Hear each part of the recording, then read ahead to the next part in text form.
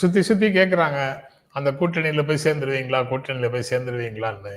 அதுல நீங்க தனியாக நின்று ஆட்சியை பிடிக்க மாட்டீங்கங்கிற ஒரு செய்தியை அதிமுக ஒரு விதமாகவும், பாஜக ஒரு விதமாகவும், இந்த அரசியல் விமர்சகர்கள் அல்லது பத்திரிகையாளர்கள் அவங்க எல்லாம் வந்து ஒரு விதமாகவும் புஷ் பண்ணிக்கிட்டே இருக்கிறாங்க.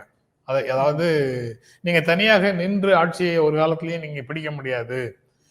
திமுகவை வீழ்த்த வேண்டும் என்றால் நீங்க வந்து இந்த மெகா கூட்டணியில போய் சேர்ந்துடணும் அப்படின்னு ஒரு ஆலோசனையை சொல்லும் விதமாக பேசிக்கிட்டே இருக்காங்க.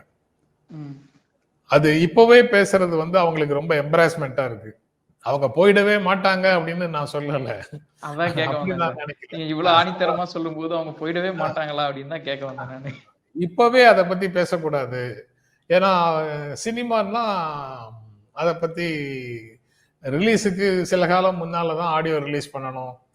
அதுக்கப்புறம் அந்த ரெண்டுக்கும் இடையில அதை பற்றி அந்த பெரிய டீம் எல்லாம் வரிசையா மீடியால போய் படத்துல நாங்க அதை பண்ணோம் இதை பண்ணோம் எங்களுடைய சக்தி அனைத்தையும் திரட்டி நாங்கள் இதுவரைக்கும் பிறந்ததுல இருந்து இதுவரைக்கும் என்னென்னலாம் கத்து வச்சிருக்கிறோமோ அவ்வளவு ஆற்றலையும் இதுல பயன்படுத்தி இருக்கிறோம். அது படம் ரொம்ப பிரமாதமா வந்திருக்குது அப்படின்னு எல்லாம் சொல்லணும்.